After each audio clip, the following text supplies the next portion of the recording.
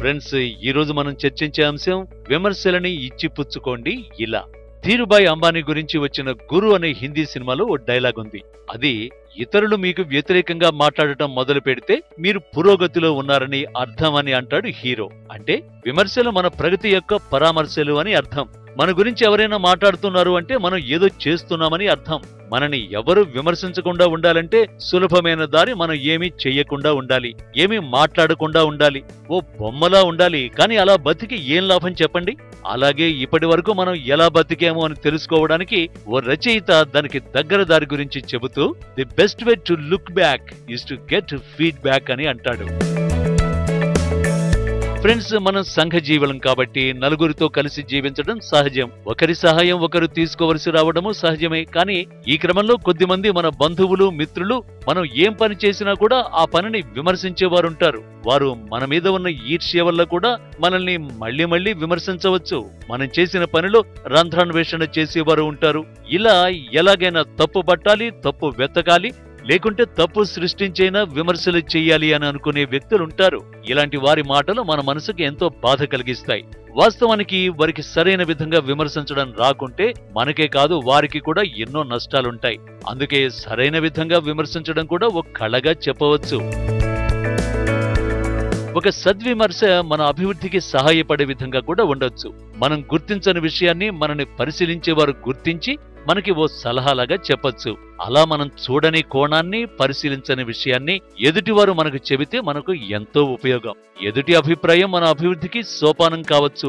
Friends, English భాషలోని అక్షరాలలో ABCDEF అక్షరాలు కలిగి ఉన్న అతి చిన్న పదం ఏంటో మీకు తెలుసా? ఆ పదం ఫీడ్బ్యాక్ మాత్రమే.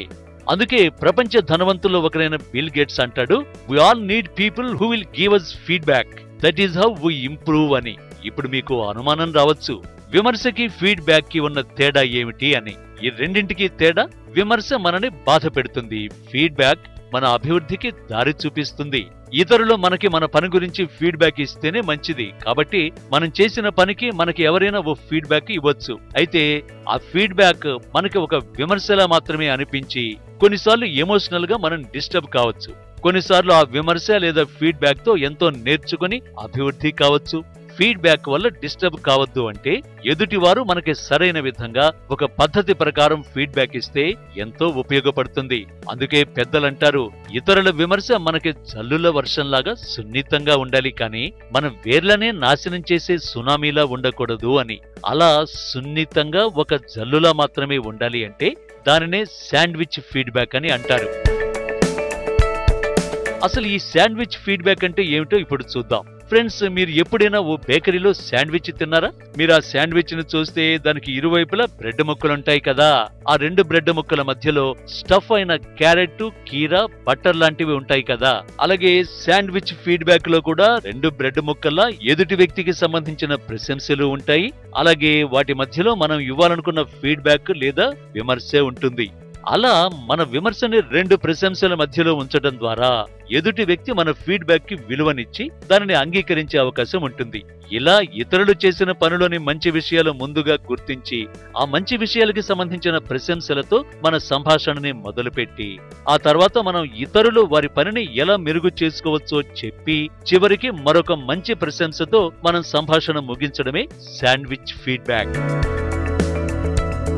ముఖ్యంగా మనం ఇలాంటి శాండ్విచ్ ఫీడ్బ్యాక్ ఎందుకు ప్రోత్సహించాలి అంటే, ఒక పని గురించి అందరికీ అన్ని విషయాలు తెలియకపోవచ్చు.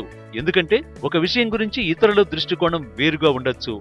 మనకి తెలియంది ఏదో ఎదుటి వ్యక్తికి తెలిసినప్పుడు వారి నుంచి ఓ సలహా తీసుకోవడం వల్ల మనకే లాభం కదా. ఇతరుల సలహాలను వాడుకోవడం నేర్చుకోవాలి. ఒక మన అనుభవాల నుంచి మాత్రమే మనం నేర్చుకోవాల్సిన అవసరం లేదు కదా. ఇతరుల అనుభవాలు కూడా మనకి ఎన్నో గొప్ప విషయాలు నేర్పగలవు. కాబట్టి ఎప్పుడూ మన పని గురించి ఫీడ్బ్యాక్ అడగాలి. అలాగే ఇతరుల పనుల గురించి ఫీడ్బ్యాక్ ఇవ్వాలి. ఇలా చేయడం వల్ల ఇద్దరి మధ్య బంధం కూడా బలపడుతుంది. మనం చేసే విమర్శలను సద్విమర్శలుగానే ఎదుటి వ్యక్తి చూస్తారు. ఇతరులిచ్చిన ఫీడ్బ్యాక్ ద్వారా మనం చేయాల్సిన పనులను చేసి ఆ ఫీడ్బ్యాక్ ఇచ్చిన వ్యక్తికి వచ్చిన ఫలితాల గురించి చెబితే వారు ఎంతో ఆనందిస్తారు. భవిష్యత్తులో ఎన్నో సహాయాలు చేయడానికి కూడా సిద్ధంగా ఉంటారు. ఇలా విమర్శల ద్వారా మనుషుల మధ్య దూరం పెరగకుండా బంధం బలోపేతమవుతుంది. సో ఫ్రెండ్స్, ఈ రోజు మీరు ఎవరికి ఈ శాండ్విచ్ ఫీడ్బ్యాక్ పద్ధతిలో ఫీడ్బ్యాక్ ఇవ్వాలనుకుంటున్నారో ఆలోచించండి. All the best.